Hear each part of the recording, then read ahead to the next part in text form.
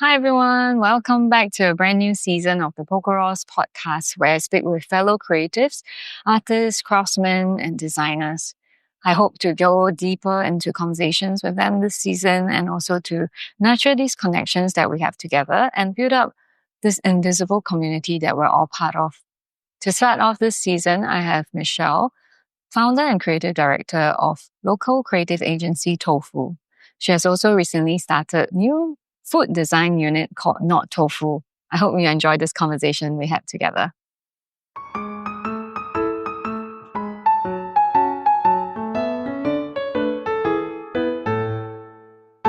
Hi everyone, my special guest for today is Michelle, creative director and founder of a local creative agency, Tofu. Welcome, Michelle. Thank you so much for coming on to our Pokeros podcast. No, thank you, Ross, for inviting me.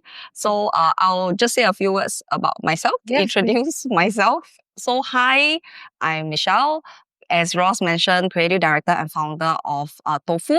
So Tofu is not a cafe or a diner. We are actually a creative agency set up since 2011. So this year, it's our 14 years. Yeah. So that's me. Yeah.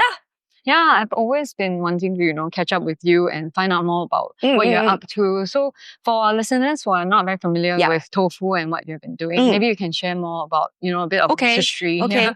So Tofu is a creative agency, like we mentioned already. And a creative agency, basically, we actually work with clients, brands, or business owners to find creative solutions for their branding and marketing challenges. So ever since we started, partly because I'm quite a person with many interests in creatively. So together with my team, over the years, we have really worked on different types of projects, and we work on projects that's like whether in branding, integrated campaigns, or even doing like pop-up experiences, taking over a space.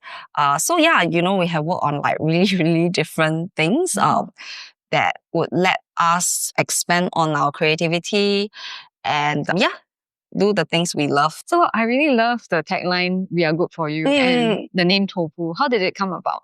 Okay, we get asked this question a lot. So why the name Tofu first to begin with was, I actually had a co-owner. We set up in 2011. Co-founder. And as with starting any new business or new studio, one of the things that we have to really decide on is a name. And it's always hard to find a name that both would like. And then I think we'll go through many names. There was like Picnic, even like tried female name like Emily. We thought it would be quite cool. But in the end, like one day, I think I happened to just think, how about Tofu? Because we both love to eat. She's a big foodie herself. And tofu is actually one of my favorite foods since young. Like my favorite dish that my mom cooked for me is called tofu. And then when I checked URL tofu.com.sg, not taken. So I asked her, I said, how about tofu? And she was like, oh, great. And then I think it made a lot of sense. Thank you. It made a lot of sense for us as well, because if we think of it creatively, right, tofu is actually a block of white protein that's made from soya beans. So very much like creativity. You take the beans, it's about craft, right? You take the beans, you grind them, then you make it into pulp, and then you dry them, then, you make it into a block. And the outcome is always very simple and honest to enjoy. And I felt like it really resonated in the sense that's how I wanted the work or the things that we do to be, whereby it's all the craft, the work behind that we put in, but the output always would be very simple, and it's a blank canvas for creativity. Wow, and of course, the joke when you have a name like Tofu, people would be like, oh yeah, you can be like mala tofu, egg tofu, goma tofu, or cho tofu even. So in a way, that's kind of like our approach. And when we thought about what we stood for and what kind of slogan or tagline we might have, I think good for you just came out like that, like tofu, good for you, literally. Yeah. That's so awesome, this story, because I feel that like really creativity, like you take the raw ingredients right, and then put it together and then you come up with something new, like you transform something completely new. But yet it's still like there's a chance for collaboration still because it's Correct. plain, right? Yes, you are so totally I totally right. love. Yeah, I didn't know that there's such a deep meaning. So with this in mind, then I'm sure all your creative projects, it kind of like sets the tone how In you a way, approach your. yes. And I think that's why at Tofu as well, we actually have done many different types of projects. Like we do not really just stick to one. And even sometimes, like let's say a client comes to us or brand comes to us, they want us to do something that we have never done before. We actually still attempt. So it's kind of the attitude, like to just, if we don't know, we try to figure it out. So we have done campaigns, we have done branding, we have done spaces, we have done activations, we have done pop-ups. So, I mean, very grateful for the last 14 years, like still in business, still feeling passionate for things that come our way. Yeah. Nice. So, like out of this 14 years, is there like a project that really, is very memorable and something that you'd like to share with us? Yeah. I think in the last 14, one of my favorite projects ever was this project called Temporium. So Temporium was not a client project, it was actually a self-initiated project. It was in collaboration with a shop house owner who happened to have the space. And that time I had this, because one of the little dreams I had when I started Tofu was like, hey, maybe at some point in time, I can like run a little retail shop. As with all creatives, right? Like we would love to have like a nice little retail shop. So she happened to have like a shop house, 2 shop houses, in fact, on Dunlop Street, Little India, and her tenant was moving out. And we had a 6-month time period to do something about it. And Little India is a very heritage place, but our idea back then was, could we actually do a lifestyle pop-up, but we would unite rather than just bring in another brand without consideration. We wanted to really look for homegrown brands like designers, creators, crafters who might be doing their own products, labels in Singapore, and we wanted to unite them into like a shophouse space for 6 months. Yeah, we were very ambitious. We didn't know what we were signing up for. But we didn't want to just do retail. So because the space was quite big, so we actually decided that we wanted to have a diner, little retail shop, and a small gallery upstairs because it was 2 levels. Yeah, so downstairs was small diner and retail. Then upstairs is like gallery and retail. That's so exciting. Yeah, but we couldn't have done it alone. We reached out to a lot of like local brands and players and collaborators to actually come together. So it was really a great exercise also because before that, I came from advertising. And when I was in advertising, I didn't really have a chance to get to know the local design scene as well. But it was through that pop-up, we actually discovered there was so many. And so during launch, we actually could gather about like 52 different brands to come together. And they were all really, really excited. Like there was a space like this to bring everyone together. Wow. Yeah. 50. I think 52. We started with 52. Wow. Yeah. But just managing 52 different personalities of people. Like, I mean, just like yes, it was one space. Right. Yes, you need to come up with a system to like manage that. So actually for the next 6 months, because so we had the retail, so Tofu still managed the retail part of things. But for the diner, we actually reached out to Papa Paheta, Leon of Papa Paheta. Yeah, and then we said, would you be keen to come in to run the diner? And he on his own actually reached out to William Low and Ivan, our friend from Weekend Workers. And they came together to create a diner. That's so yes, because fun. Any good lifestyle space ought to have food. We all know that. Okay, that's true. Yeah, then upstairs was like more retail and we had a gallery space. Actually, worth mentioning was the very first Holy Crab exhibition was in our Temporium space. The very first one, the Tokyo one. Wow. Yes. Okay. It's been so long. Wow. Yeah. So Holy Crab is a local zine, right? Yes. By the family and by Pan, Claire, Ira, and Ren. Yeah, it's a Yes. family. I mean, they're very awesome. Yes. Creative family. So that's the first launch for their Yes, that was the showcase. first Wow. launch. Yes. I think I might have missed all that because I was not You were in living in Japan, Singapore right? at the time. Is it like It was early 2013. 2000? Oh yeah, I forgot to mention. It's September 2013. 2013. Yeah. So we did it for like 6 months, and it was quite crazy because, of course, that was about 10 years ago. I was also 10 years younger, so I really had that energy. But even back then, right, we were just so enthusiastic, but we didn't know, like, okay, you know, essentially overnight when we started, we became like a retail shop operator. Yeah. We needed to learn the POS, keep track of inventory. And, you know, last time social media was not as prevalent. So we didn't really use Instagram to like shout or even market it. It was really just Facebook. Wow. Yeah, and we still didn't really like use it days. like as well. So then so that's still my favorite project. If the lease was extended, would you have continued?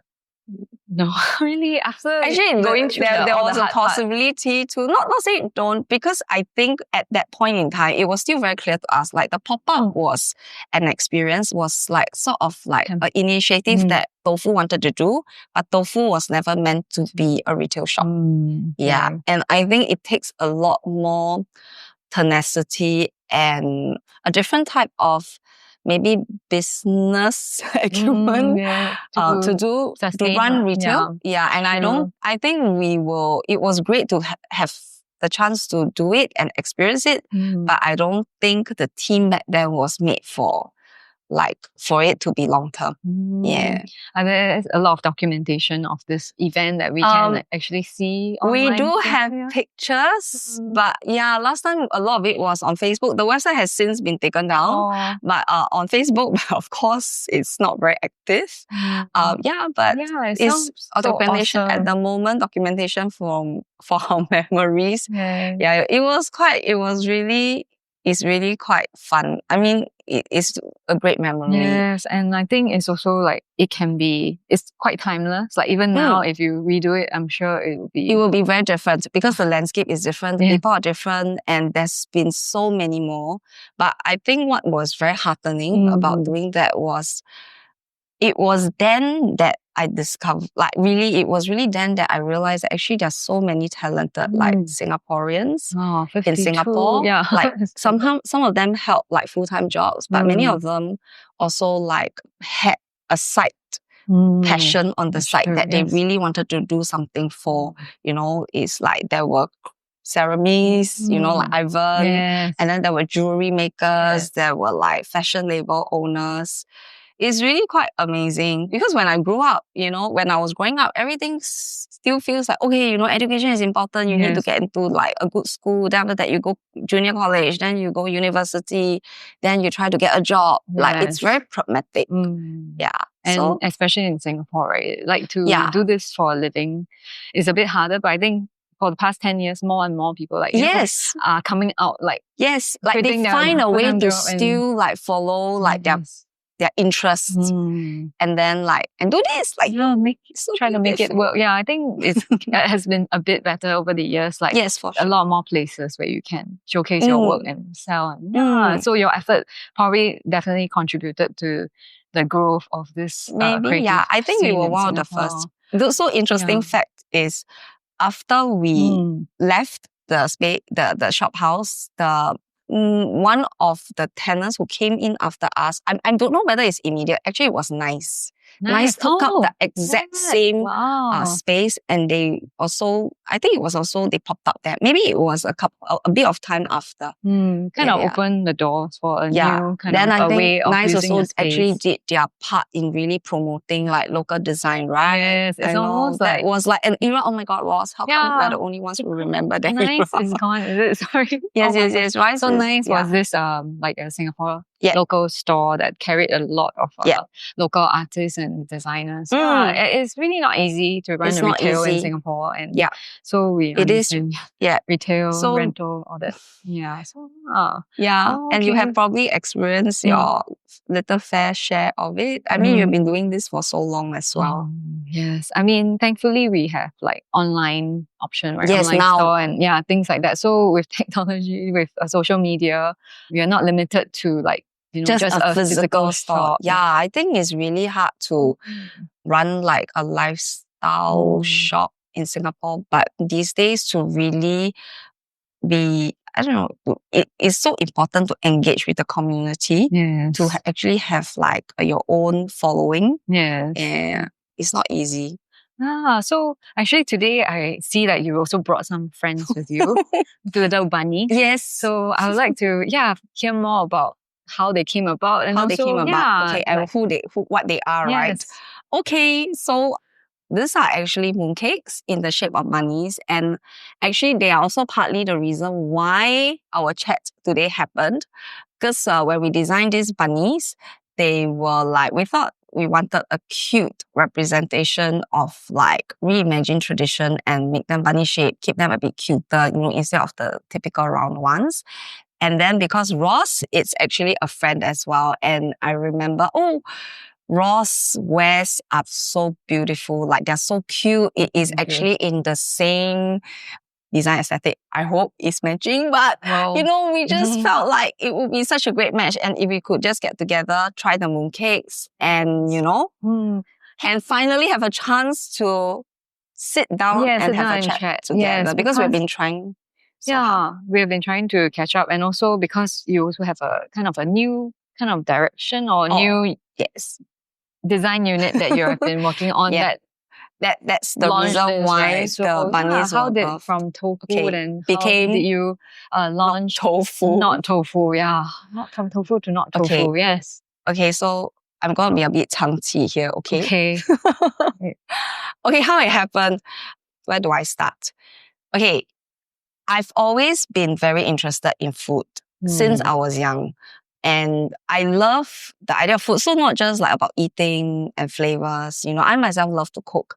But I always felt like food has that magical ability to bring people together. And when you gather people around a table of food, conversations just flow very authentically. Your titles or, who you are, it just like slip away. And a lot of times, authentic connections are made over food. And I always love gathering. It's like, it's warm, people laugh, and over good food is like the best feeling. And in the years that I did tofu, I mean, personally, I also cook a lot. I'll gather friends and you would know that sort of like, not say you're my good friend, but instead of buying birthday presents, like for a friend, I would say, hey, why not?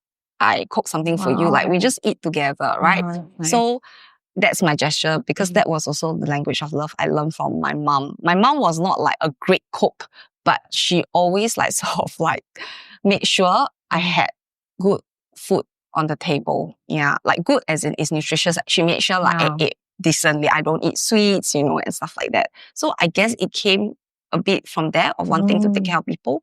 But I think last year I had a bit of what do they call it? What's that word? Existential crisis. Yes. I also had that. I think we all had a bit of that, and especially as creatives who think a lot, and maybe last year, so I had a bit of the existential crisis. Yes, personally and professionally. I mean, Tofu was doing great, but I think at the same time, I wanted more alignment between my personal life and my professional life. And I knew I would always want to create. Like, I don't think I will ever stop. Like, whether it's cooking or it's like, trying to solve like problems creatively, I will always want to do that. But do I want to continue doing it the same way? Or do I want it to be more purposeful and meaningful? So I just happened to like chance upon I discovered there were food design studios overseas. I think I just had this light bulb moment where I was like, it's so clear. Maybe it's always been surrounding me. Why can't I do something that combines my love of food and my love of design? And then it's just where food meets design. So Nottofu, it is aspiration that's born out of that to actually take on projects with food as the medium for storytelling to create experiences, edible experiences. But we didn't just want to do that. I think the new idea is for it to also be more climate conscious, because in the past year that I have gone on this like creative reflection, I also saw a lot more, and I met a lot of people who taught me a lot of things. I learned from a lot of creatives, designers, farmers, makers in the sustainable food space.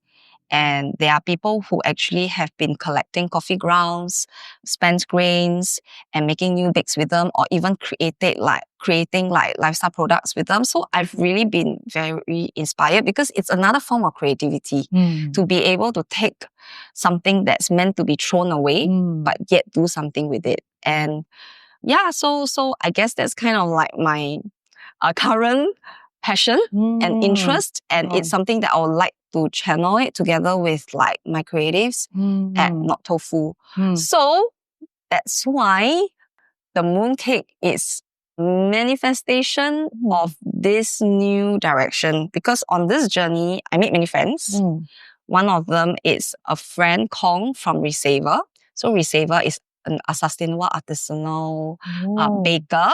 Wow, sustainable. Like, yes. So his business is actually he gathers coffee grains, spent grains, basically food waste, and he innovates them, he upcycles them into food products. So the mooncake is, of course, what we are collaborating on, but he actually also makes breads, granola, cookies. In fact, cookies are his cookies are very yummy. Wow. Resaver.com. Resaver.com.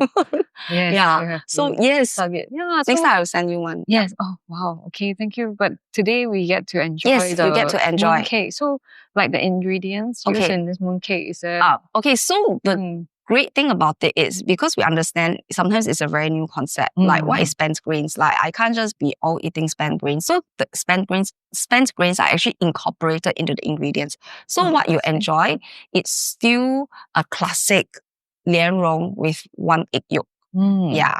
And it will still taste like the usual. But what's great about it is not just used with spent grains. So you're also helping to close the loop. You know, at the same time, actually, because spent grains, although they are thrown away, they are actually higher in fiber and protein. So it's actually more nutritious in a way. Spent grains, meaning spent grains are okay. So like, you know, when breweries, because we do have very good brewers in Singapore, and they use malt to brew the beer. Okay. So spent grains is a byproduct of beer brewing. And usually, if after brewing the beer, all the grains, that's what they call spent grains. That means this is the residue. It's a byproduct. Normally, it would be sent to landfills because it's waste. Yeah. So there are many companies and creators out there who actually use these spent grains to upcycle them into new products. So whether it's food products or even lifestyle products. Yeah. So how does it look like? Have you seen it? It is, I haven't seen it in person, but it actually looks powdery, and it really looks like it's husk of the yeah. So I may not be accurate, but yes, we have a picture. We'll show a picture. Yes. Okay. So then he used parts. Yeah. So they are very easily incorporated into the ingredients and the making of the mooncakes. Yes. So we have two flavors, which one is the classic lotus, and another one it's more plant-based. Yeah, it has cacao nibs and apricot, like dried apricot. So it can feel more like an energy bar, but not too sweet, because we understand people these days are not, we prefer less sugar lah. So how do you come up with the design? Oh, actually it was cool because we still tapped into like our usual creative like design illustration skills. So what we did was we still sketched the bunny 2D. We sketched it, and then we sent it to a 3D renderer to create like the 3D mold. Yes. Then we sent it to, I think, the mold maker in China to create the mold before sending it back here, because the production of these mooncakes takes place in Singapore. Oh, I see. Yeah, Wow. correct. So that was the process. So it's very interesting because the first part still is what we know, right? Still the design Yeah, part. still the design part. We had so many sketches, but in the end, it was so hard to decide. In the end, we decided on this. So it came from a 2D sketch. Then later, the other side, it's passing the file to Kong because he would be taking care of the production. I see. So yeah, it's been great because we've been feeling a lot we've been getting a lot of new experiences because the collaboration is now not just with other creatives, you know, in the fields that we are familiar with, but we are actually working with production and creatives that are sort of doing the same thing, but a totally different world. And I think that's what makes it so interesting for us to actually sort of go into the food space, but also with a sustainability kind of like mission to try to be more climate conscious about what we use and do. Yeah. And yeah. So do you think moving forward you'll be, you know, initiating these projects, or how would the food unit work? I think for the beginning, we are planning to initiate some projects, but we also have connected with a lot of different makers or designers, even farmers in the space, and we have connected and formed some friendships. So there are projects coming up that we intend to collaborate and actually create more, whether it's products or experiences like events, where we also want to take, because I think our common vision is we would love for people to actually know the good work that they are doing. And I think on a bigger scheme of things, we know that climate crisis is very real. Climate change, you know, environmental like crisis, they are all super interconnected. And in Singapore, we have that privilege of being very well taken care of. Like we go to our supermarket, there's a lot of food. You know, we never have to worry like whether there's going to be a scarcity of anything. But actually, there are many issues facing Earth today. And food scarcity food scarcity and food security are also like some very challenges that we face. Yeah. So, of course, it's huge, you know, but I think it was also on this journey that I saw how everything is connected. Like everything that we choose to eat and all that may actually help.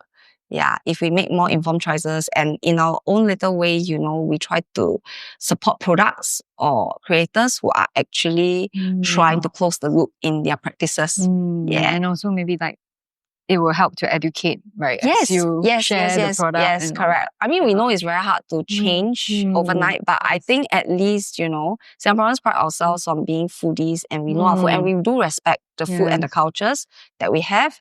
And perhaps, you know, it would be great if they also know what goes on beyond the plate, like what's really happened, and they see the dots for themselves. Because actually that was how it happened for me. I was not always so conscious. Like I would do my best to recycle, but I was never as mindful. But when I watched this film by on Netflix, it's called The Life on Our Planet by Sir David Attenborough. Oh my gosh, I think it really just, I think it made me see the connection between the bigger issues to the micro, like the everyday experience. Yes, correct.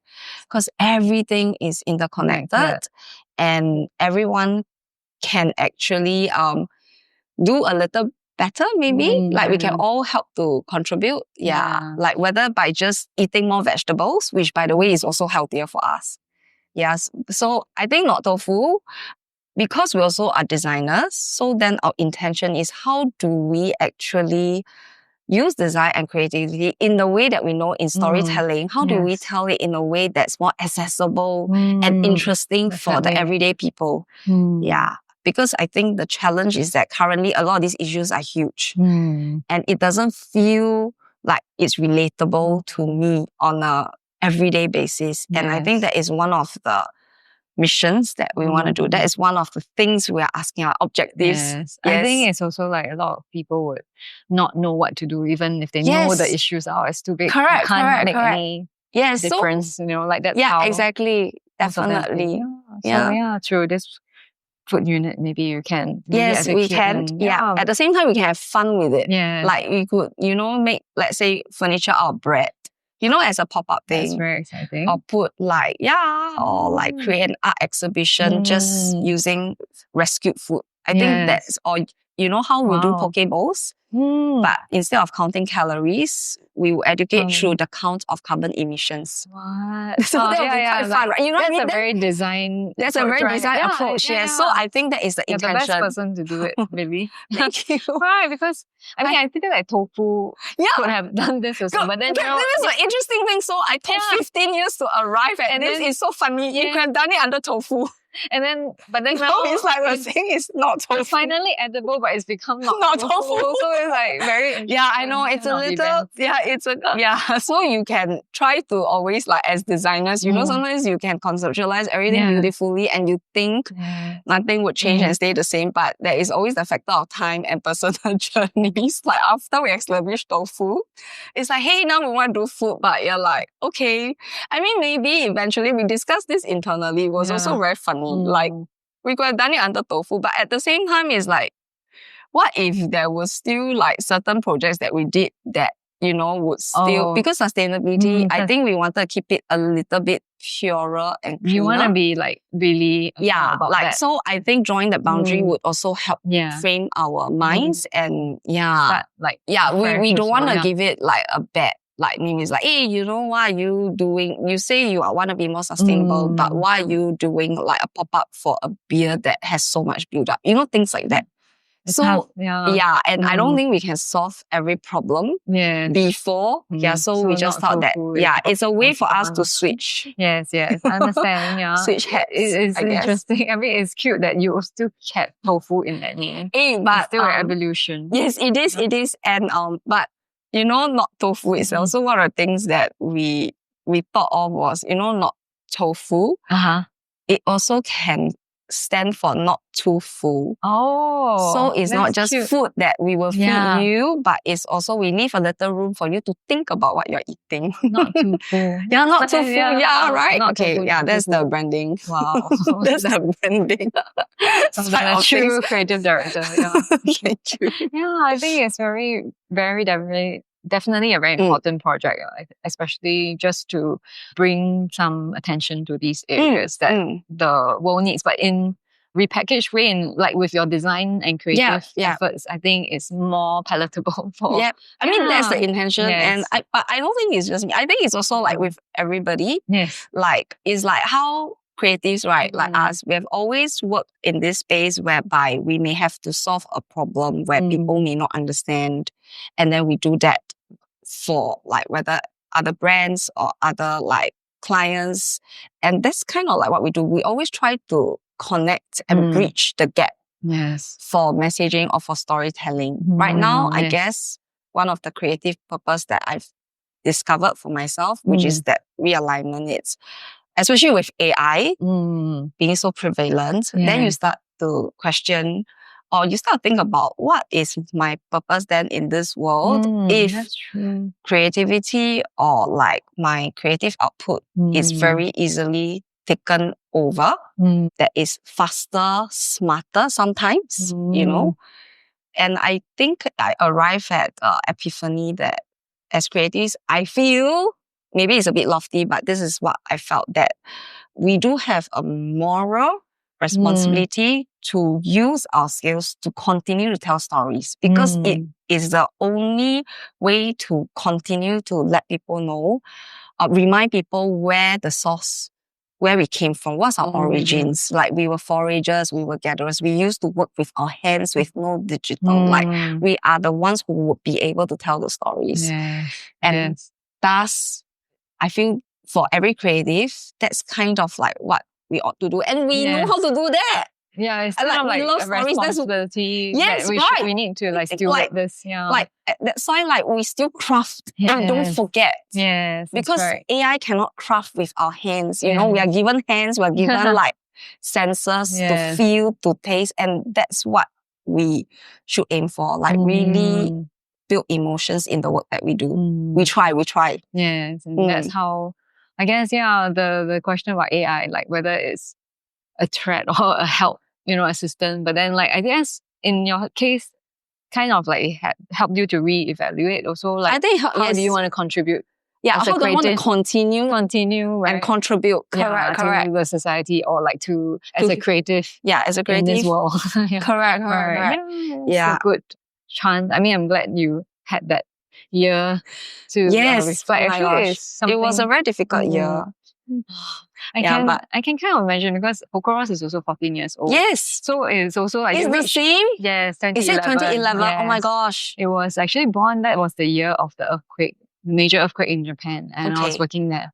So I think for me, it was like a turning point, because to launch your own brand. But after 14 years of trying to do kind of like initially you start off with a dream, and then you do. And then 14 years, I mean, so many things have changed, right? Many things have changed. The climate of things, like the social media and the amount of people, kind of creative people doing different amazing things. So you kind of like have to reevaluate. Like you're constantly having to be on your feet. Yes. Having to reevaluate, sometimes it gets a bit better, but it never lasts. Yeah, before you know it, the carpet is like coming off, like unfounded feet. Yes.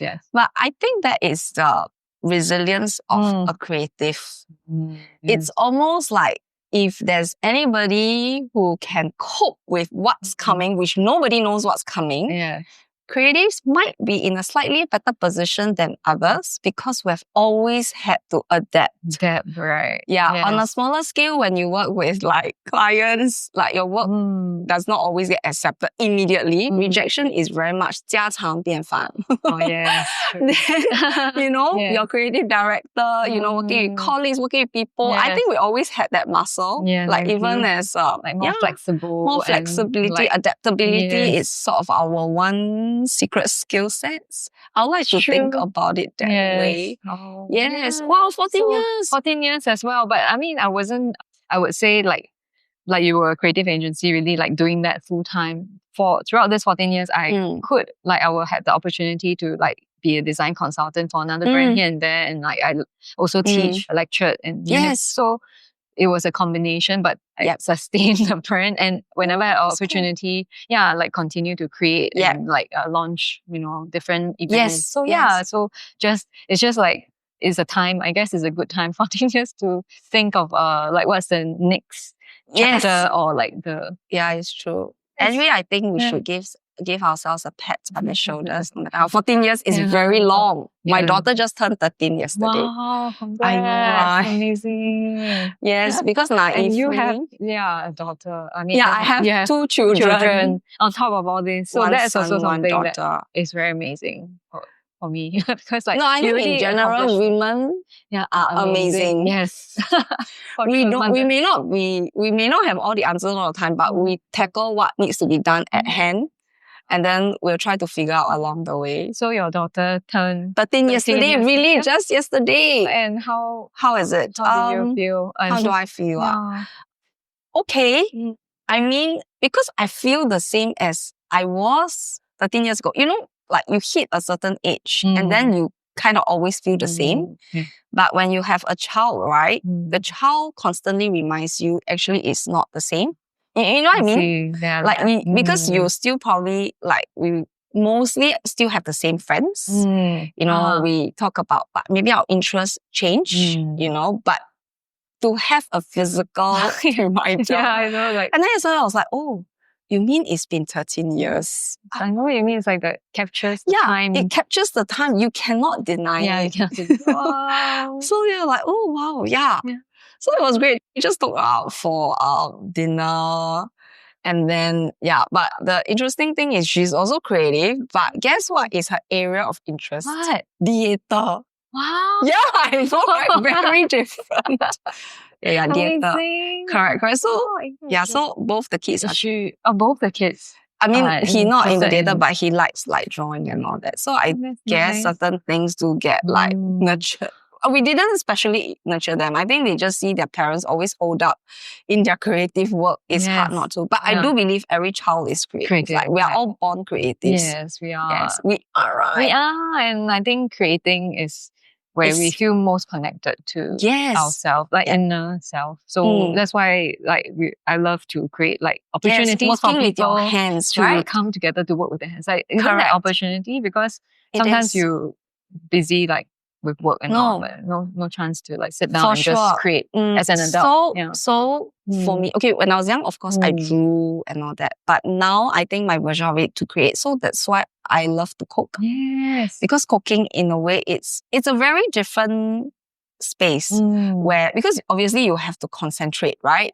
So rather than your multitasking brain, working, is actually getting into, okay, today it's very today I'm going to cook this. And you just get into it, like whether you're chopping, and there is that very nice anticipation of the outcome. Because there's that sense where you get to taste after all your steps you do.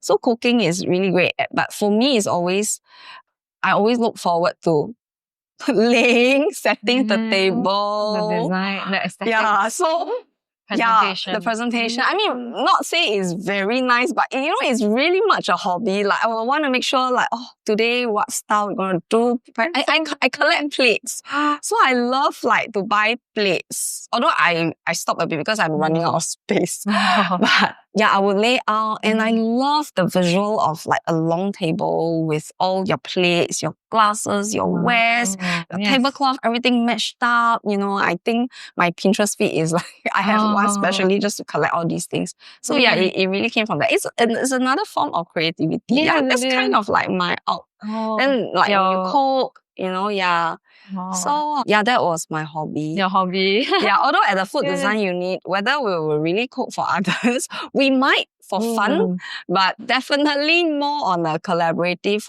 design basis as well. Yeah, because at the moment, even if you want to cook and let's say you want to cook something and serve people, you do need to have like a license to be able to serve. Unless it's really just a small correct. So it's not so easy. It's not like overseas. Where they are a bit more free, I don't know. Flexible, But then I heard that your pasta is like the most amazing. Who? From friends, From friends. No. So she is very one kind. day we would. Yes, for sure. But I have good and bad days. Because I've been out of practice. But do you make your own pasta? Oh no. Okay. Not yet. But it's like a good pasta.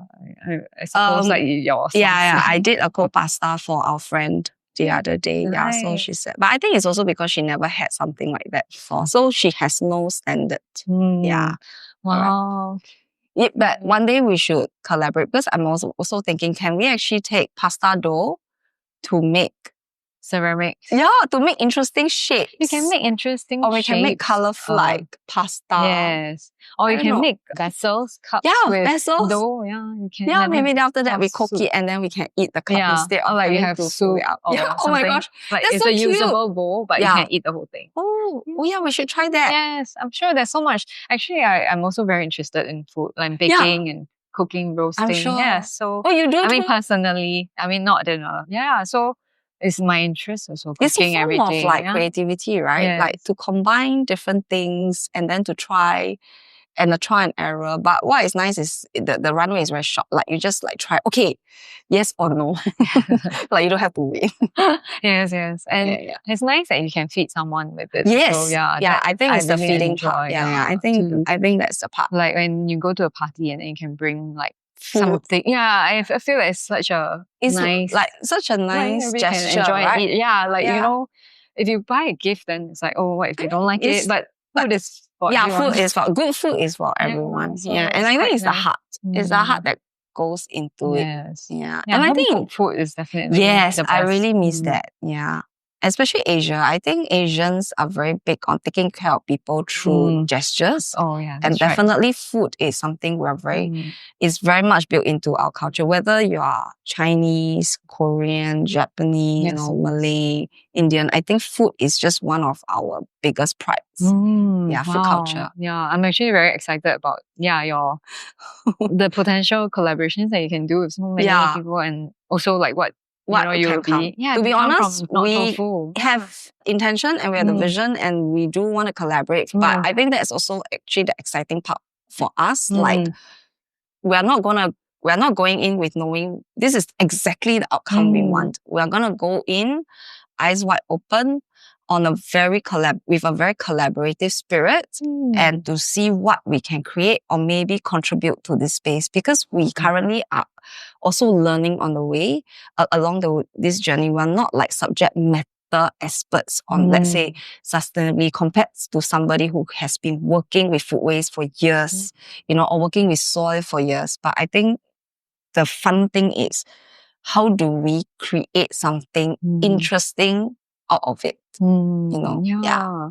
Is there another project that you have done regarding food waste and all of that you'd like to share? Maybe it's our first project last year when we started. I think we had that great opportunity to actually, it was actually the first project. It was at Marina, Millennium Walk, and it was in collaboration with LaSalle, the students from the product design, and we did this event called Nutropolis.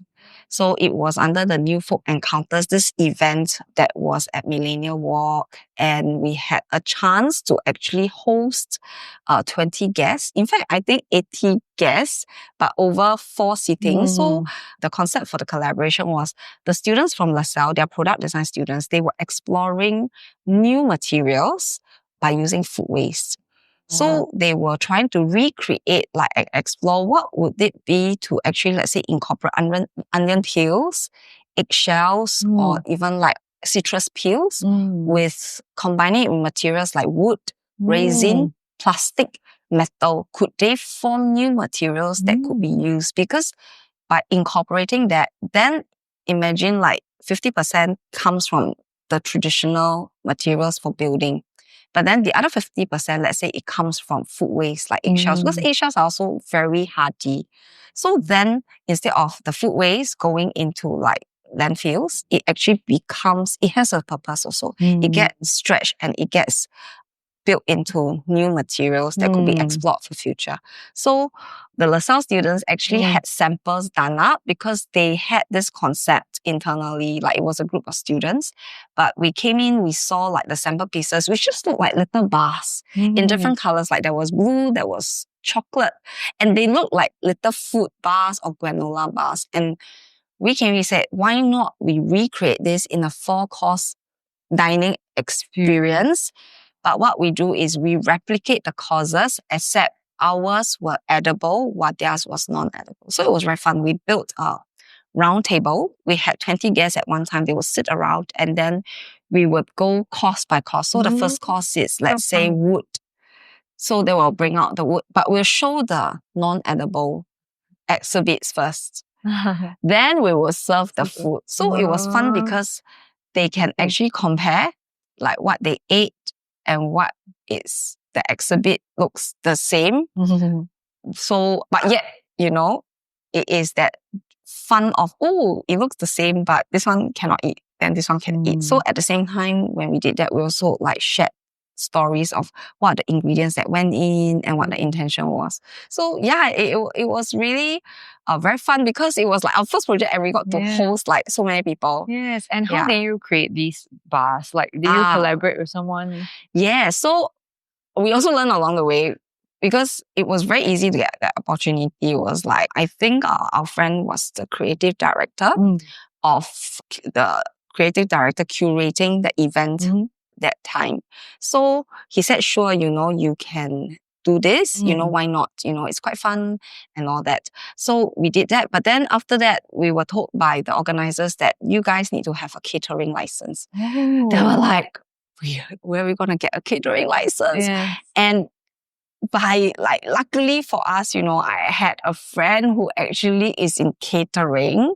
So it was a 3-way collaboration. We worked with a pastry chef together with like the caterer. And then we just had to create the food. So we were really like food designers. Like we would design, we say, can you try to use this? Because food designers need not be cooks. They need not know how to cook. It's still a design, like a concept that we came up with. And then we tried to see if they can replicate it. So we work a pastry chef because they would know how to maybe form certain things, and at the same time, we still wanted it to taste good. Then the caterer actually helped to execute parts of it because there was savory and there was sweet. Yeah, while having like the ability to serve and for the operations to like serve and run like 4 sittings. Oh, that must be a very interesting first experience. It was very interesting because it's very challenging. Yeah, as well. Right. Yes. But it was fun. It was fun. And then we built a modular table that could be reused, hopefully after the event. But now it's all folded up in the studio. Wow. 还没有机会用。 Okay, but the individual blocks, did they try to like include some of the ingredients that was also Yes, used we try. So the challenge would be, because sometimes you have a vision, and this is so new, but because sometimes you work with like let's say my caterer friend, he'll be like, why do we have to like try to be so pure? It's okay as long as it looks the same. Yeah, the ingredients. Like, no, the designer will be like, no, it has to be the same. Like he will say, hey, because of this challenge we have, why don't you like use this and make it this way, but it will not look like it. They were like, no, you're missing the point. Yeah, so it's like talking to different people. But that's always the case when it comes to collaboration, right? Because not everybody might be on the same page, although the intention is there. It's quite funny. Yes, but what a good learning experience. It was a very good learning experience. So I think after that, then we also slowed down a bit because we got busy with our other projects at Tofu. And then, but that's why it gave me time to reevaluate how is it that I want to take it forward. I see. Yeah. So that was like the start, but you actually reevaluate. Correct. And now we are here. And now we are here at this stage. Not super like, wow, refined and whatever. But it's the inside, right? The inside has changed. Yeah, it's I think that's very important. Like, I mean, ultimately it's the inside. I feel like that is like, you know now, and then so you approach it with like a new excitement. Correct. And I think when you know your heart is like that, then the focus is not so much about what does the result look like. What would people think? You just be like, okay, this is really what I do, and our objective now is of a bigger purpose. That's the most important. Yes. So if we fall or we stumble, don't judge it through social media. I mean, that purpose will guide you, I guess. The purpose will guide us. Yeah, the next, the sincerity. The next few like projects and all that, I'm sure you would. I'm looking forward to see more of what you will do with Nottofu. We will try our best. And for the current mooncakes, where can we buy it from? Like, how do we get hold of it? Resaver.com. Okay. Or you just DM Nottofu. Really? You can take this 2 ways. Okay, so it's not available like in a physical shop. No. You just have to pre-order and... Yes. Okay. Is there anything special about the packaging that you like to share with us, Susu? Okay. The packaging, I'm sure you're a design... Okay. Because you're a design unit, I'm sure a lot of thought is put into not just the mooncake, but the packaging, right? Or do you write the name of this product? I'm sure there's a lot of thought. So yeah, I'd love to hear more. Okay, so I think a lot of thought was put into the making of food. And the challenge in doing a gifting product, because while we're trying to do this, obviously the intention is for it to be more sustainable. So on one hand, the product is. But then on the other hand, if sustainability purists would feel like packaging is still a big bulk of material that we're using. So I think for us, it was like, okay, how do we tackle it? But yet we still need to make it like a gifting product, because what we hope is people can still see in the form that they recognize. If not, it will not be accessible for them. So this is the very first product. I do think that we tried to do that balance of, okay, we design, but let's not be overly excessive. So a wooden box for now, for this round, with a very simple paper sleeve. Because we do know that the gifting market in Singapore, especially during the autumn season, is quite usually people like to buy where the packaging is really like, wow, like the hotel ones, very beautiful, got handle, got bag, got many boxes opening. I think we are trying to simplify it. We're just going to do something simple, at least for our very first project. Because this is also the first time we are collaborating with resaver. Mm. So we were also really trying to balance, I guess, the consciousness of it with the commercial side of what's needed to sell this. That's the challenge. That's the challenge. Yeah. So I don't think we have perfected that balance, but I think that's the intention for this to be a first, so we can further learn and reiterate our approaches along the way. No, but I do think that this is a very appropriate packaging for this stage, maybe like before you find another more sustainable material. Like whether I can really find a new material to work with. Yes, because even a wooden box, I think it can be repurposed, right? Yes, it's for a very sure. nice, clean design that I think a lot of people would like to have and reuse. So I think, this is very successful and it goes very well with the whole sustainable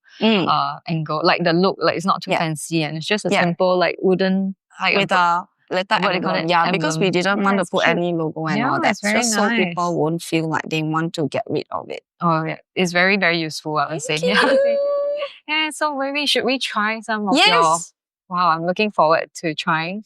Okay, we have some... Thank you so much. We have some pre-cut. Thank you. Can I lovely. have Okay, so we have, I think they cut the lotus one. Do you like lotus? Yes, I think there were 2 flavors, right? Yes, there were 2 flavors. You tried the lotus. So this is lotus, and what about the other one? Let's let Ross try the other one also, because that one is quite unusual. Itadakimasu. Thank you. Let's have our cha. Wow. Not too tian, right? Not too tian. But are you a mooncake person to begin with? I really love this. I'm not very... Sorry, I'm still eating. No worries. Yeah, it's very good. Yeah, usually... Like you don't even... Yeah, of course. Like usually... It's very greasy and sweet, right? So those I'm a bit like, I have to drink a tea with it. But this is so light that I feel like I can have it as a snack. Like without, having to like make tea. Drink a lot of water. It's quite... And it's not too sweet. Yeah, you're right. I think it feels very healthy. I like it. Thank you. Like a bunny, like a healthy bunny. And I mean, you don't really even taste the spent grains. I don't even know how there's spent grains. And I think that's one of the difficulty. Like tastes like... In a way, that's what makes it special. But it's also not going to be obvious, which is important. What is the purpose of spent grain in this? Like, I mean, I guess we have to ask the chef. Like, I guess for that, it's really not so much flavor thing. I mean, it does help with nutrition. Consistency? No, I think it's really more for the bigger objective of helping to close the loop. That means that is the one big part of it, whereby instead of spent grains going into landfills, interesting fact, actually our landfill, we only have one landfill, and it was supposed to be filled up by 2045, but actually at the rate of waste disposal, we might actually be full by 2035. So it's quite scary. Yes. So regarding landfill and like environmental stuff, right? Actually, I also have a lot of thoughts on it, but it's not so much about... I haven't reached the food waste stage yet. But even like the recycling, system, I feel that it could be better, right? Improved, like the blue bins and... Like we didn't even know blue very bins simple, spelled that way. Spelled that way. B-L-O. Bins. Actually, the other day I was just thinking, like, oh my gosh, like Mitch, after... I love it. I had this thought. It's like, after your... you went on 1 year to reevaluate, then you relaunch is 你卖月饼. Quite interesting, huh? Yeah, I guess it's like the act of doing something different. Yeah, I mean, I don't know, to be honest. I'm just going to go with what my gut and my heart wants to do. I think it's the heart law, because now you know why you do it. Yes. Yeah. Yes. It's different from like, I just want to do this and like, let's do what we imagine match. But now it's like, you just like from the heart go and do. And sometimes, as a creative, like, it's also quite tough, like, especially if you have to do it many years and you see competitors or even like other people coming out to do, and you think like, actually, they're so good, and then you start to feel like, I have to keep up, or how can I do better? And it can feel very lonely and not say scary, but this like on bad days you might feel very discouraged, you know, And if there is no bigger purpose. yes. And do you feel that like social media has a big part to play in this IG? For sure. Right. I think social media, definitely. I mean, we can't escape for it, but you tend to see the best side of everyone. You do not see the struggles. Yes. But at the same time, if you're on the receiving end, you just see it, then you might feel a little kanchiong, like, okay, you know, people are doing so well. What are you doing? Yeah. I have friends who avoid LinkedIn completely because it gives them so much anxiety as to what they are not doing. And I guess the inner work, exactly why in the last few years, so-called inner work has never been more important because this current climate, like everywhere now, there's a lot of noise. I think the hardest thing is how do you keep your mind clear? You know, your ears, like, okay, you listen, but you do not get affected. Like your heart needs to be very resilient, you know, against all that you consume and what you hear. Yes. To not be easily thrown off course. I don't know. I also had to go through like that time, the period of time of self-reflection, right? And like, I think it's like, so I think it's like, okay, first, we didn't know what we're getting into with IG, you know, or social media, you know, like how to navigate. So I think it's easy to fall into the trap of, oh, I'm purely looking for inspiration, or purely killing time. But you see the finished product of like, all the hours of hard work, but you see it like all packaged and ready. Then when you want to do something like that, your brain is like, oh, this is the standard or something, right? So I also realized, oh, we should like maybe put that away for a while and like generate from the inside and then know why we create and what is the purpose and the motivation or what we want to achieve. And then I realized that also through speaking with different people, I also realized that, oh, everyone has their own journey, right? And it's their own kind of mission or journey to get there to create that final product. So then I also gonna have my own, you know, that only maybe I can achieve because of whatever I go through. Of the unique person that you are and where you are at your life stage and where you're gonna coming from is like, there's a piece of cake, right? But some people might slice it the usual way, but maybe some people might step it, you know, but eventually we all get to eat the cake. It's just how... No, for sure. Oh, really? Okay. Well, but I haven't seen it in that way. But podcast for like 12 episodes, that's so awesome. It's a very new thing, but it really does help to like advocate like craft is so important in our daily lives, and you highlight, you spotlight the creatives who are like quietly doing their work and all that. Yes, and I think what I enjoy is when everyone also have their own struggles, right? Like us. And then we realize that, oh, actually we can share whatever revelation we got when we in the process, we can share, and then maybe you can of course, like we don't feel alone, and we will feel like, oh, actually, you know, maybe your approach to doing that is great. You know, maybe I can like refer and learn from you. Yeah, and I think this community is, I always thinking like it's quite an invisible one. Like in Singapore, like if you don't, while you set up a society, you don't intentionally do it, right? It's actually very intangible. So through this podcast, I was just thinking, okay, when we meet people, like by extending this, I just feel like we can connect. Like, yes, for sure. You know, for especially a lot of crafters, they work from home. Like so a lot of sole proprietors, and they don't. So everybody is can be quite isolated. So this is where we can like come together, just to, especially when we work alone at home. And sometimes, you know, your emotions, if they sort of take over you, and emotions can actually give you a wrong sense of maybe the actual situation. Like if you happen to feel, oh, you know, I'm just like trying to figure this out on my own, I'm working in isolation, there's nobody that I can really talk to immediately about this, then, you know, it's so easy to feel like, oh, very daunting. Yes, correct. But I guess it's when we connect, like all humans, right? Like as friendship is always the basis, right? Like if you connect, you get to know each other. And then it's almost like, even if it's tough, you feel like it's light. It's not heavy. And I think that is also, I agree with you. And I think it's so important, more so than ever, whether like as creatives or even just people trying to take on the unknown of like whatever's coming, with all the changes in the world, like to have like-minded people sharing same struggles, you know, knowing that we can support each other in different ways. I think that's really, really important. Yes, it's like when there's not a lot of communication, you tend to think that, oh, it's quite like cold right out there. Yeah. Like, everyone's doing their own thing. But then like once you forge this connection, it's almost like, oh, we can cheer each other on. You know, like, it's just like, oh, let's do it together.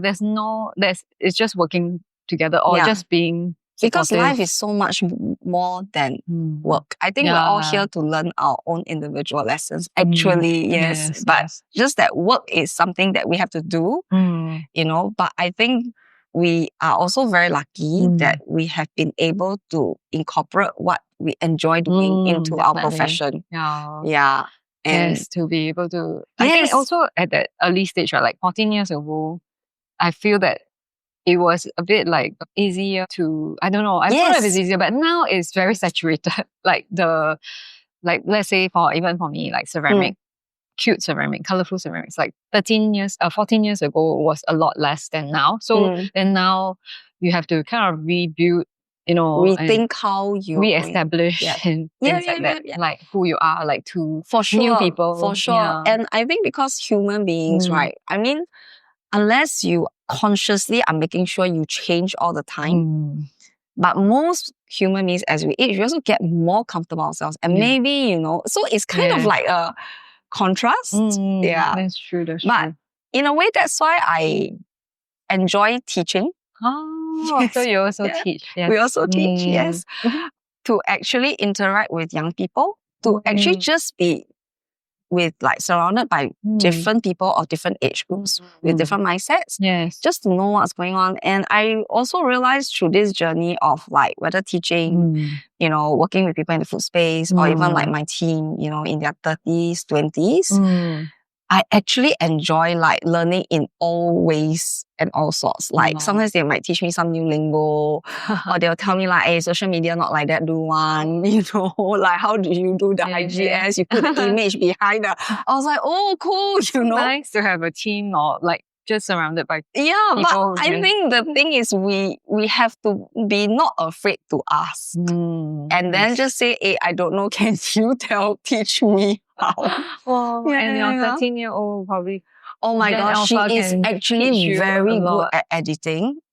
And then the other day, she like looked at my reel. Because sometimes I would show her, I say, hey, you know, look, mommy, this reel by myself, you know, because everyone was busy. What do you think? Then it was a very simple, like, it was the very team building, very simple. I just like put. Then after that, I just lay out the track. I didn't even cut to the music. Then she said, yeah, it's very basic law, mommy. I said, not bad, okay. I said, next time you help me, okay? She said, okay, next time I help you. She can do cut, got transition, everything. But you must remember, they grew up with this. They are born into this. We weren't. I don't know about you, but I wasn't. Mine was dial-up at modem. Like, you know, internet is the modem. You must plug in, make sure the telephone plug in. Then you dial up, then you wait. Then you hear the... They're also very different. Very different. That's why face-to-face is still, like, I really enjoy so much. Yeah. But it will still always work in real life, I think. We must uphold that. We must believe that. Wow. But then you're also very adaptable and... I try. I mean, also, I think... you said, not be afraid to ask or to learn. I guess that's, you know, always willing to learn. That's so important for creative. So important. Yes. Or even for anyone to continue to survive in this world. There's so many changes like that we need to adapt to and just not be afraid to learn. But I believe good craft will always exist and there's always a need for it. Because I think that is the human intention. Like, there's this intention to want to do things well and give it the best that it can be at any one time. It's just that maybe with all the different things happening in the world, the value of it is fluctuating over the years. You know, when there's a lot more commercial things that's easy to replicate, like by numbers, it would be like, maybe like a well-crafted cup, you know? It becomes even more precious commodity. Yeah. So, I don't know, I guess it doesn't mean that it's not needed. And I guess it's the same in any creative work, right? Like, if we love it, we should just continue with it. We should try in our own ways. Yeah. I mean, now recently I'm thinking like about this community thing where actually I think although you can easily say, oh, is this still necessary or are we still needed? But I think we are just like different kind of threads of a woven as a tapestry kind of thing, right? Like this community. That's such a nice analogy. So I've been feeling this way a lot about every single person. So I think I always thought like, oh, you have to be like very good or whatever. But actually, wherever you are at, you're just part of the whole like a community, because what we did when we were younger contributed to now. So for sure, right? So like, I guess if you take a step back and look at the thing at a bigger scale, then actually every like thing that we do from our heart with our hands actually matters. Yeah. Okay, Sure. So for the future of like Tofu or not Tofu, like is there any like projects that you wish you do, or what's the vision for the future? I think for the future, I'm not so concerned about like a physical output. Like it has to be how many number of projects or it has to take on this form. I think for me, it's very much how do I continue on this journey with the question of how can I bring this message to the masses in a very creative way to enjoy doing it and with my creative expertise while achieving a bigger purpose. I think that is the intention. And the funny. Oh, 你跌倒了，你好吗?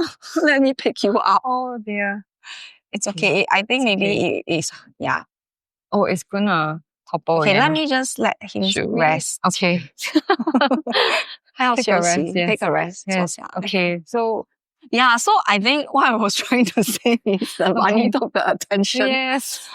Focus. Okay, so I think my intention is that moving forward, whether at Tofu or whether at not Tofu, of course, you know, the weight of as a business owner, as a studio owner, livelihood, pragmatism, you know, of keeping it going, sustenance is always very important. But I don't just want to focus on like, you know, the commercial sustenance on that. I think it's also very much of how do we sustain creativity and protect it, I guess, to tell like, to continue to do what we do without losing what? Focus on what should be the most important, which is to really tell the stories, do good work, and hopefully be able to touch hearts, you know, at least through the food projects that we do, to guide us through that. I mean, the best is we can do what we love and we can thrive at the same time, personally and professionally. I think that is the objective. Yes. Okay. Yes. And then because, like you said, community is important. So when we collaborate with the community, it is good to not have a fixed outcome because it's 50-50. Yes. Right? If we want to work together, like this is what I'm thinking, this direction I want to go into. If you want to go in the same direction as me, let's go together. But how the journey might happen, what we want to end up like making, I think that's the part that we can sort of like come together and see what comes out. Like maybe we say we want to make a cake, but what kind of cake? Yes. Right? Yeah. Like, is it kueh lapis? Is it like a 4-tier cake? I think that's the beauty of it. Yeah, that's very exciting. And I'm really looking forward to what you will do. Yeah, not Tofu. So since this is the Pokeros podcast, and we always talk about craft related, you know, craft here. So just want to find out, do you like crafting yourself? Do you like making anything with your hand? I must admit that I do, but I've lost touch with it. Like I haven't had enough time to spend to it. The thing that comes closest to crafting is my food. But when I was young, I actually love knitting. But I've totally forgotten how to as already. And the other day when I had a class with my students, because you know normally we all design digitally now, but the other day we were doing a typography exercise and we said nobody used the computer. We're just all going to cut paper and like create a poster with just type. And they came up with designs that I felt like even if me as a seasoned like creative working with computer, I would never have come up with. And I was just sharing with my co-lecturer. I said there's just something about working with hands. It's not in your mind anymore. Like something takes over. Like your hand has a life of its own. Like part of it is like your hand would know what it wants to do. Like maybe it feels like it wants to take this feet or it wants to stick it here. You know, and there's something very organic and feeling about it. Yeah. I know what you mean. I think because like your mind controls everything, right? Like sometimes it's when you are designing, like, it's very like, okay, like I want to do this. And there's still so many steps. Like it's your hands are not really playing. They're just like click, click, click, click, move here, right? But then when you get into it, then you start to really use your fingers. Yeah. There are a lot of things also that you cannot control 100% in the real life. So then it has this organic, or like and you work with something clay and all that. And there's something, I'm sure, it's like very from different. the mind to the hand, that journey and to the clay is very different from, I guess, mind to software. And because you do both too, you do software and you do hands, right? And I find that I cannot create what I want nicely, exactly in software. Actually, like every time I do like Illustrator, like try to, it's like something is always like I cannot match it to what you had like Pocoross like feel. So I end up drawing also way like Procreate is still like something very helpful now. I know, like your craft like with your hands, if not it will look very off sometimes if it's all especially digitally when it comes made. to illustration. So in contrast to this, you can really see the difference. Like once I place them together, like so I think that's the challenge also. Like going digital will make things faster, but at the same time it looks too different sometimes. But I guess that's why we have like different creative director. That's not true. Also, I guess that's why like we do have a like wealth of tools available to us. To be able to, maybe it could be a mix as well sometimes, right? But I really love your wares. They're so beautiful. Wow, thank you so much. Actually, I always wanted to ask you, what was why do all your wares have that iconic face? What's the story You can behind tell it? that I cannot iconic face. So hello. There's like so many. They're all over. They're beautiful. Actually, I have a few distinct characters, but anyway, that's a big story. Not really. So when I was in like working in Japan, then I guess I was very inspired by Japanese folk art. So they always have all this folk art that's like, we put there to ward off evil or whatever, but it's always made with the intention of, I wish you well. Like the craftsmen always put in a lot of thought, like, I wish that the person who have this will have good health. So then they're very good at making cute things. So I guess my influence was that at the time.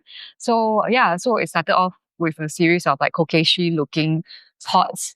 That was like really long time ago. And also another one is the Pierrot, which is a clown. So these two are like the Pierrot, long lasting. That one was his name. Yes, Yuki. So this face is a Yuki face who is like Yuki looks like stands one for of snow, right? Yes, but then he looks like one of our friends called Yuki. Yes, but some people call him a she. So so I have been like leaving it quite open for my customers because they all buy it with like a special connection with these characters. So sometimes they even give them like names or so for the longest time I didn't really fix the stories or names because my customers tend to be quite creative, so they come up with the backstories and they collect them and they're like, these are friends, I need to buy this friend to be with this friend. So then they collect them. So I just feel that even though I'm not the best potter out there for sure, like ceramic artists, there are like a lot of experts really, but for some reason these faces, these characters speak to some people and it help them connect with their friends. So I have people coming for my like open studio. They're like, buying this for a special friend. Tell me about their friendship or their story. Then so it's just I also don't know how it happened. It's really like that face or that character. So I'm like, okay. So in a way, I feel I'm very blessed, or I got luck. It's just kind of happened. Not much deep thought, but it's just like when I'm making. I think when I'm making, this was my outlet for my own personal happiness, like the pursuit of it.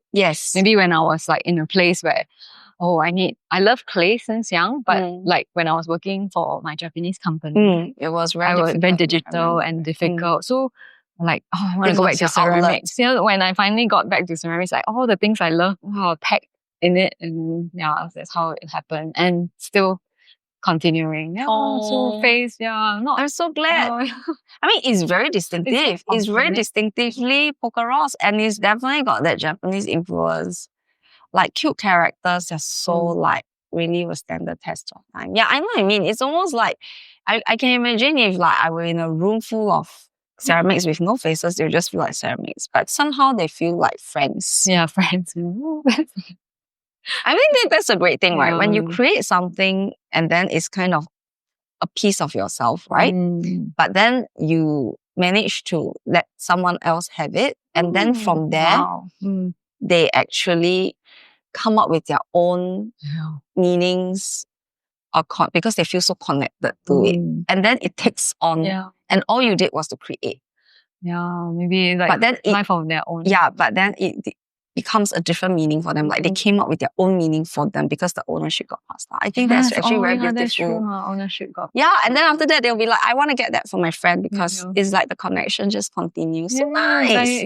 Like over the years, and then like thankfully we have these events and I get to meet the customers, like all this. Like every event is like really get to meet new people because like just a circulation. Wow, and then get to gather these stories. So so like a few years back, if you ask me, I wouldn't know also, but it's really like the recent years when we get to have open studio that I get to meet and hear more stories like that. So okay, so at the end of our podcast, we will usually ask this question. Okay. Like if you were to be going to a deserted island or stranded there, but you have food and everything. Okay, I have food there. You have food. Those basic things are done. But then, like, what about if you needed like a creative outlet or a craft, let's say, to bring with you, but not your computer? I mean, what would it be? Like, not digital. Am I alone? Yeah, you're alone. Huh? Oh, does it matter? Okay, alone. Yeah, it matters. And not alone. Answer. I need two answers. Actually, I was gonna say I want to have fire so I can cook. Oh, okay. So cooking is still and then it can keep me warm at night. Yeah. So bring things that can help me cook. Help you. Okay, let's say you can already cook. Okay. Yes. What? So because you don't really work with your hands, right? But if you had the opportunity to, you know what I mean? I think I want to learn how to like build like a house. So sorry, very practical concerns. So like I can have like shelter myself from rain and the sun. How about, okay, maybe you need to prompt me. I'm not very good at this question. No, it's okay. Okay, let's say you're going camping. Would you bring a car with you? I will bring a book maybe.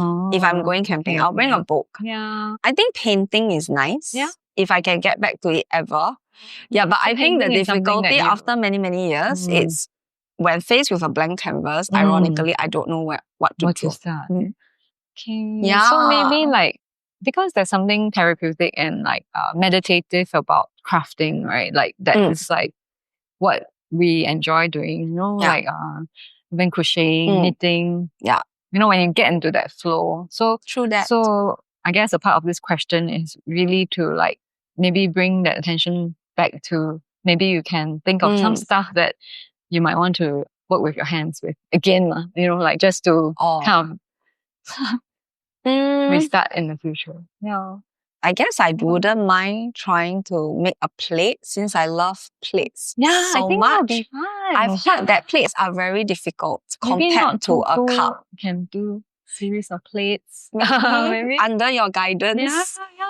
Yeah, I think I will definitely need guidance. Like I always wonder like how do you like we should totally do I would love to do that. Yeah. I mean big plates are challenging to make, but then we can that it's still difficult. do it. Yeah. There are many techniques that can create big plates. So depending on what kind of design you're looking at. That. I would love to do a pair.